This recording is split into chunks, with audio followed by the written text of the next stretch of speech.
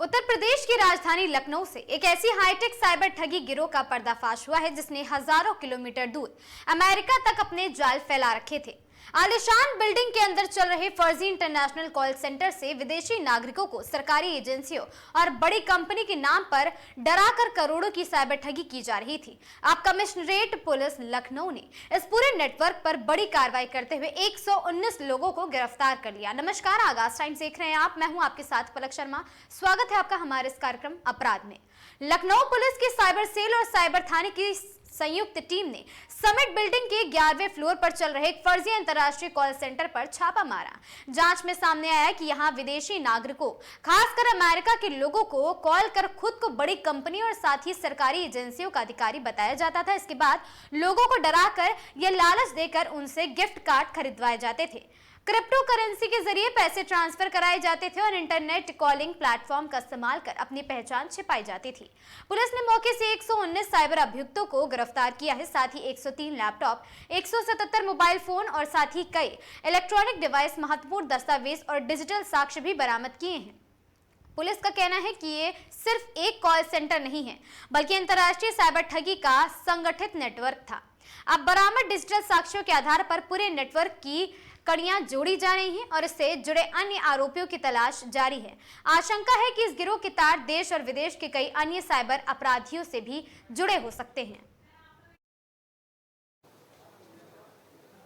जनपद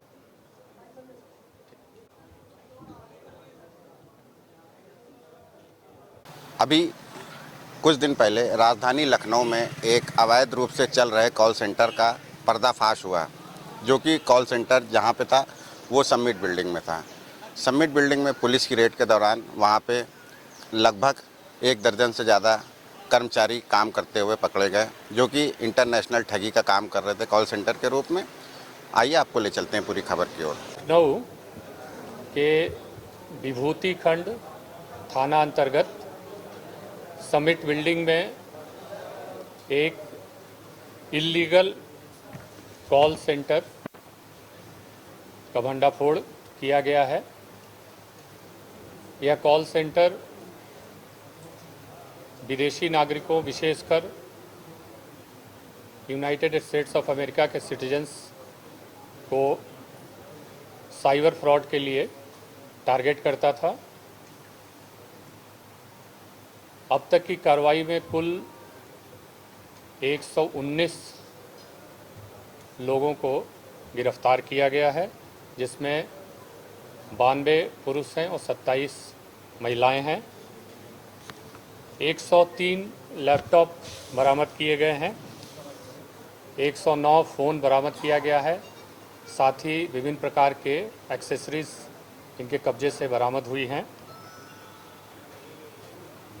ये जो कॉल सेंटर था कॉरपोरेट स्टाइल में बहुत ही ऑर्गेनाइज तरीके से, संगठित तरीके से ये कार्य करता था।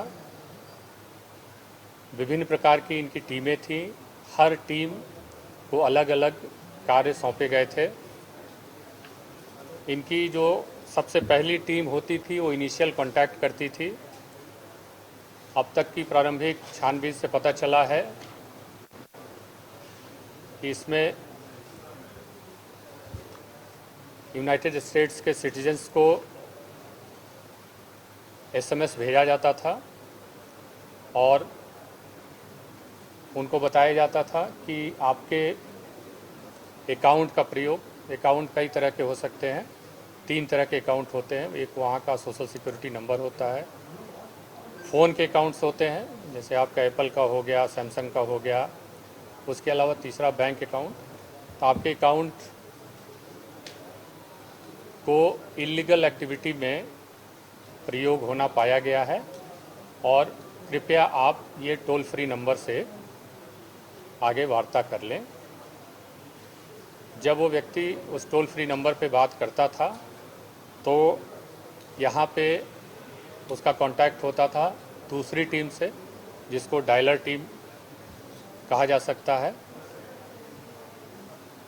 वो डायलर टीम यहाँ पे स्थित थी लखनऊ के हमारे विभूति खंड समिट बिल्डिंग में, और उनसे विभिन्न प्रकार के फाइनेंशियल डेटा वो गैदर करते थे, बैंक की डिटेल्स गैदर करते थे, साथ ही साथ सहानुभूति भी व्यक्त करते थे कि आप फंस गए हैं, और फिर उनको अग्रेतर कार्रवाई के लिए अपनी दूसरी टीम, जिसको बैंकर टीम आप कह सकते हैं, उसको रेफ़र कर देते थे।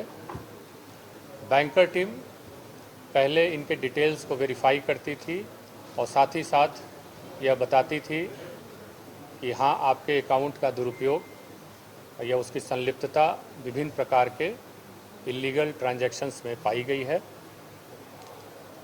और वेरीफाई करने के पश्चात उनको थ्रेट भी दिया जाता था कि ये जो एक्शन आपका है तो इसमें आपके विरुद्ध लीगल कार्रवाई की जा सकती है और आप गिरफ्तार हो सकते हैं। साथ ही साथ आपके सोशल सिक्योरिटी नंबर हैं वो फ्रीज कर दिए जाएंगे, अकाउंट फ्रीज कर दिया जाएगा, सोशल सिक्योरिटी नंबर ऑपरेट नहीं करेगा। तो उससे वो काफ़ी भयभीत हो जाते थे। और तब सबसे लास्ट में इनकी एक टीम, जिसको आप क्लोज़र टीम कह सकते हैं, उसको रेफ़र किया जाता था, जहां वो टीम इनसे वार्ता करके इनको बताती थी कि किस तरह से आप इससे बच सकते हैं। बचने के मुख्यतः वो 3 तरीके बताते थे। पहला तरीका ये होता था कि आपका चूँकि अकाउंट फ्रीज हो जाएगा तो जितना भी आपके पास पैसा रुपया है वो सब आप निकाल लीजिए और गिफ्ट वाउचर अमेज़ॉन के होते हैं, फ्लिपकार्ट के होते हैं, कई कंपनीज़ के होते हैं, सेफोरा कंपनी का होता है, तो वो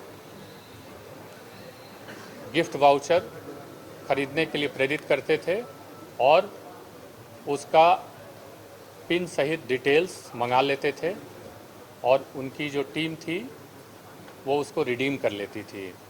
दूसरा तरीका ये होता था, क्रिप्टो के वॉलेट में मनी ट्रांसफ़र कराते थे, उसके लिए QR कोड देते थे। तो एक तरीका होता था कि उसमें आप डाल दीजिए और आप बच जाएंगे। उसके डिटेल्स मंगा के फिर ये अपने अकाउंट में डलवा लेते थे। तीसरा तरीका होता था वहाँ की UPS, यूनाइटेड पोस्टल सर्विस, जो यहाँ की स्पीड पोस्ट DHL के समकक्ष है, उसके माध्यम से फिजिकली पैसे को, सोने को, चांदी को, जो भी उनके पास बहुमूल्य सामग्री होती थी, उसको प्राप्त करके फिर उसको रिडीम करते थे। और वो पैसा जो प्राप्त होता था वो हवाला के माध्यम से फिर यहाँ आता था। यहाँ जितने एम्प्लॉयज़ हैं उनकी मंथली सैलरी थी 30 से 40 हज़ार के करीब, प्लस कुछ लोगों को बोनस भी दिया जाता था। और यहाँ उनके ट्रांसपोर्टेशन की भी व्यवस्था थी और उनको यहाँ पे ठहराया जाता था। तो कुल 119 लोगों को हम लोगों ने गिरफ्तार किया है और माननीय न्यायालय के समक्ष उनको प्रस्तुत किया जा रहा है। ये विभिन्न टीमों में विभाजित थे और जो इनके वार्तालाप होते थे तो इनको तो बिल्कुल ही मालूम था कि आप भारतीय नागरिक हैं। आप देखेंगे इसमें भारत के विभिन्न स्टेट से लोग हैं, एक भूटान के भी हैं। जो वार्तालाप होती थी उससे इनको, मैं समझता हूँ, एडल्ट रहते हुए सबके सब 18 साल से ज़्यादा उम्र के हैं, कि ये विधु विरुद्ध कार्य कर रहे हैं, इसकी पूर्ण क्लैरिटी थी इनको।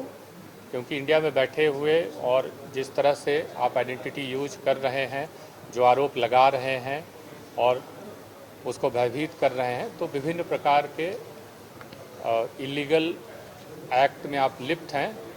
मैं समझता हूं कि इनको पूर्ण रूप से जानकारी थी। इनको ठगी की ट्रेनिंग दी गई थी? ये सारे के सारे लोग बहुत अच्छे से ट्रेंड थे और इनकी मेन USP जो थी, जो जिसके कारण से ये हायर किए जाते थे, इनका अमेरिकन एक्सेंट में बोलना इनकी मुख्य विशेषता थी, जिससे वार्तालाप के दौरान उनको कहीं से भी आभास नहीं होता था कि किसी हम अन्य गलत व्यक्ति से वार्तालाप कर रहे हैं। जी, अभी शिकायतकर्ता, जब हम अभी तो वर्तमान में पुलिस की तरफ से इसमें लिखाया जा रहा है और इसको हम लोग थ्रू प्रॉपर चैनल ये होगा कि हम पीएचक्यू को बताएंगे, पीएचक्यू जो है शासन को बताएगा, शासन जो है गृह मंत्रालय को बताएगा, गृह मंत्रालय फिर विदेश मंत्रालय को बताएगा और विदेश मंत्रालय के माध्यम से तब फिर जो इसके सिटीजन्स हैं अमेरिकन सिटीजन्स उनको उनके एम्बेसी वगैरह के माध्यम से सूचित किया जाएगा। तब कालांतर में मैं समझता हूँ कि विक्टिम्स और सामने आएंगे। अभी तक कोई सूचना नहीं आई है। हो सकता है कि कोई भारतीय ओरिजिन का रहा हो और अमेरिकन सिटीजन रहा हो तो ऐसी भी बात आ सकती है, लेकिन अभी विक्टिम से हम लोगों का इंटरेक्शन नहीं हुआ है, तो आगे जानकारी होगी।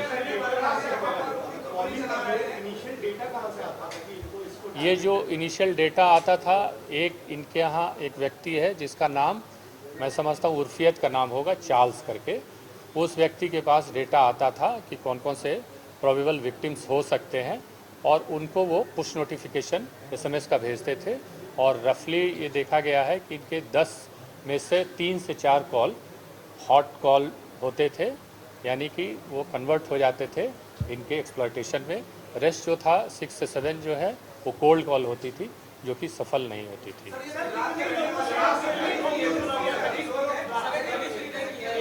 इसमें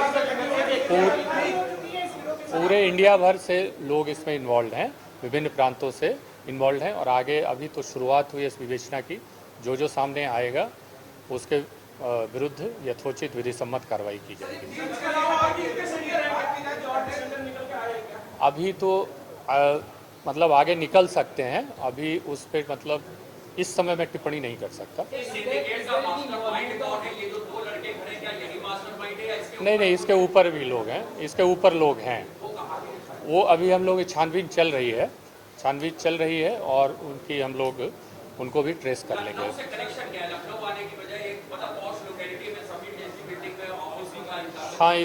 हाँ, इसकी भी तहकीकात की जा रही है कि लखनऊ से ज़रूर कुछ न कुछ इनका गहरा कनेक्शन होगा और ये पूर्व में भी चल रहा होगा। तो अभी चूँकि काफ़ी संख्या थी तो अभी हम लोग वर्तमान में जो लिखा पढ़ी की कार्रवाई है अभी उसी में हम लोग व्यस्त हैं और साथ ही साथ अन्य एजेंसीज़ को हम लोगों ने इसमें उनकी सहभागिता के लिए आग्रह किया है और शुरू से संलिप्त रहे हैं और उन्होंने सहयोग दिया है। तो हम सबका सहयोग लेंगे और जो भी जानकारी मिलेगी और कोई भी दोषी पाया जाएगा तो उसके विरुद्ध हम कार्रवाई करेंगे।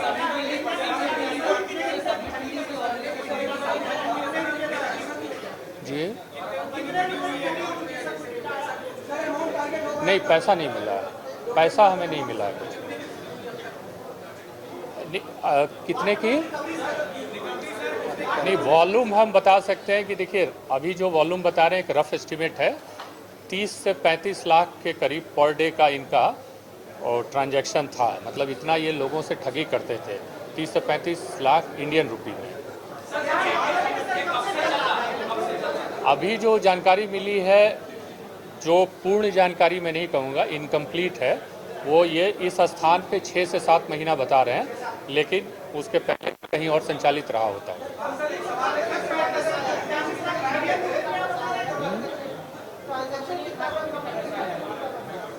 नहीं, अभी जो हम लोगों ने डिटेल्स इनके देखे हैं, कई सारे व्हाट्सएप ग्रुप्स वगैरह हैं, तो उस ग्रुप से ऐसा लग रहा है कि डेली का उन्होंने अकाउंट रखा है, अपने यहाँ मेंटेन किया है किस दिन, तो एवरेज जो है 30 से 40 लाख रुपया पर डे का पड़ रहा है। अब अभी तक जो जानकारी मिली है, इस स्थान पे 6 से 7 महीना बताया गया है। वो जानकारी सही भी हो सकती है, गलत भी हो सकती है, अभी हम लोग उसको पुष्टि कर रहे हैं।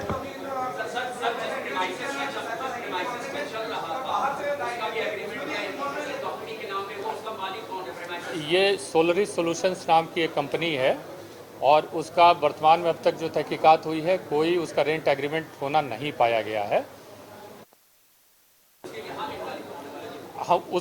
हम लोग जो भी इसमें दोषी पाया जाएगा, जिस भी प्रकार का विधिक उल्लंघन होगा, उसके विरुद्ध हम कार्रवाई करेंगे। वो तमाम उस पर कार्रवाई प्रचलित है। नहीं, इनके खाते वगैरह भी वो कार्रवाई होगी, खाते भी फ्रीज किए जाएंगे, बिल्कुल फ्रीज किए जाएंगे।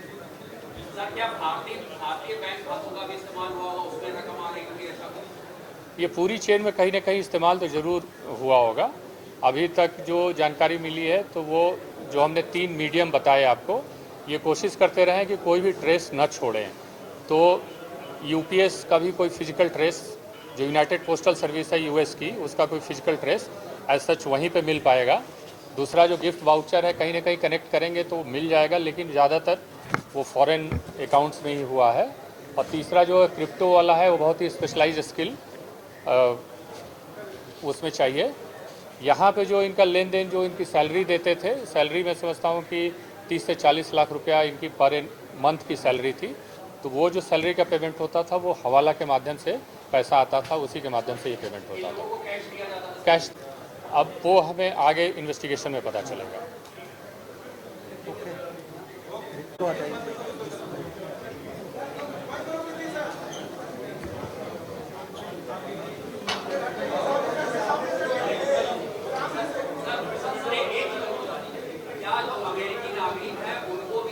बात अभी तक नहीं सामने आई है, डिजिटल अरेस्ट की बात नहीं सामने आई है।